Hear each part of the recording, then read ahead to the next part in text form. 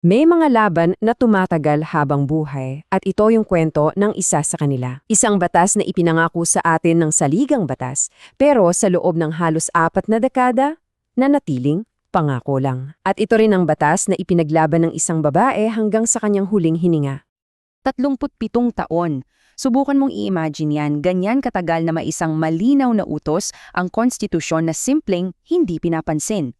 Sa bawat administrasyon, sa bawat kongreso, pareho-pareho lang ang nangyayari. May magfa-file ng bill, tapos wala na, sa basurahan ng bagsak. Parang isang cycle na hindi na matatapos. Hanggang ngayon, dahil bigla, may isang anunsyo na parang naging lindol sa buong sistema ng politika dito sa Pilipinas. So ano ba tong pang-politikang lindol na to? Ito na. Noong Desembre 9, 2025, si Pangulong Ferdinand Marcos Jr. mismo ang nag-utos sa Kongreso na gawing prioridad ang Anti-Political Dynasty Act. Oo, narinig nyo yan ng tama. Yun mismo. At teka, hindi lang pala ito tungkol sa isang batas. Parang package deal to eh. 4 na mabibigat na reforma. Siyempre, number 1, yung anti-dynasty. Pangalawa, aayusin yung party-list system. Pangatlo, gagawa ng isang independent na komisyon laban sa korupsyon. At pang-4, para masigurong transparent ang lahat ng gastos ng gobyerno. Buong sistema kumbaga ang target. Okay, para mas magets natin kung gaano ka big deal itong biglaang pag-prioritize dito, kailangan nating mag-time travel ng konti. Balikan natin yung tanong, bakit nga ba umabot ng 37 years bago ito sineryoso? Alam nyo, ang simple lang naman talaga ng sinasabi ng 1987 Constitution eh. Ang sabi lang, bawal ang political dynasties. Period. Ganun kasimple.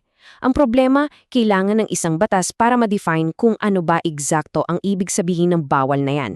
At yun ang hinintay natin mula pa noong 1987. So ayun na nga, 3 dekada at 7 taon na ang nakalipas. Ang dami-dami ng sumubok na itulak yung batas na yan pero laging, laging bigo. So ito na yung tanong na worth $1 million, di ba? Bakit? Kung utos na mismo ng pinakamataas na batas ng bansa, bakit parang walang may gustong gumalaw sa Kongreso? Well, tingnan lang natin kung sino ba ang mga nakaupo doon. Ang sagot pala, nasa data. 74%. Halos 3 sa bawat 4 na kongresista ay miyembro ng mga pamilyang politikal. So, paano nga naman nila ipapasa ang batas na direktang tatama sa sarili nilang interes? At hindi lang yan sa Kongreso ha, sa buong Pilipinas 73 out of 80 na probinsya ay kontrolado ng mga dinastiya. Ganyan kalawak, ganyan kalalim ang problema.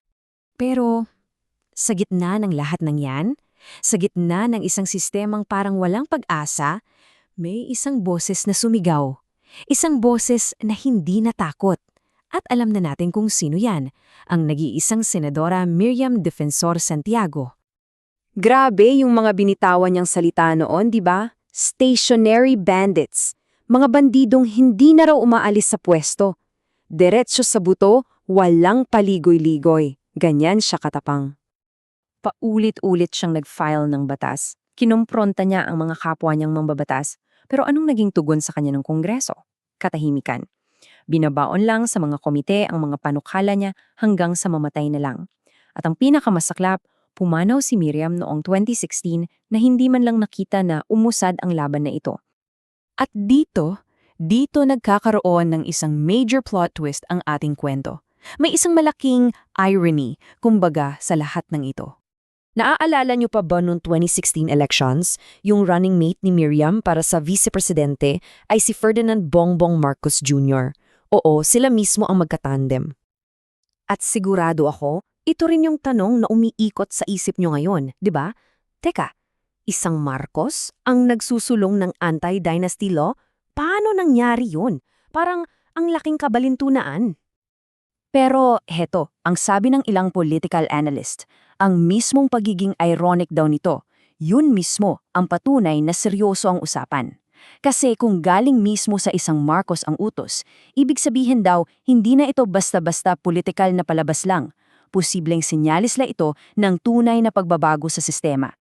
Sige, tama na muna sa high-level politics. Ibaba natin yung usapan. Ano ba ang pakinabang natin dito? Tayo, bilang ordinaryong Pilipino, bakit dapat nating tong pag-usapan at bakit ito mahalaga? Isipin nyo to, ang pwesto sa gobyerno, hindi na parang titulo ng lupa na pinapamana sa anak at apo. Magkakaroon ng pagkakataon ang mga bago at mas kwalifikadong leader. Ang party-list system, babalik sa tunay na layunin nito. Bigyan ng boses ang mga tunay na marginalized. Magkakaroon ng isang watchdog na walang kinikilingan sa paglaban sa korupsyon at makikita natin kung saan napupunta ang bawat piso ng buwis na binabayaran natin. So, heto na tayo. Nasa gitna tayo ngayon ng tila huling pagtutuos. Nagdeklara na ang Pangulo. Inilatag na niya ang kanyang prioridad. Ngayon, ang tanong, anong gagawin ng Kongreso? Malinaw kung sino ang magkatapat dito. Sa isang panig, ang Pangulo at ang utos ng saligang batas. Sa kabilang panig, ang Kongreso na pinamumunuan ng mga pamilyang politikal na 37 taon nang iniiwasan ng batas na to. Nasa Kongreso na ang lahat ng pressure. Sila ang may hawak ng bola. Pero this time, iba na. Hindi lang ito basta isang bill.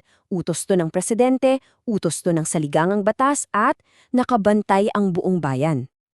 At sa dulo ng lahat ng ito, di ba? Parang bumabalik tayo sa simula. Ang laban ng ito ay hindi na lang basta isang batas. Isa na rin itong pagpapatuloy sa krusadang sinimulan ng isang matapang na senadora. Isipin niyo kung maipapasa ito, yon na marahil ang pinakamalaking pagpupugay sa legasiya ni Miriam Defensor Santiago.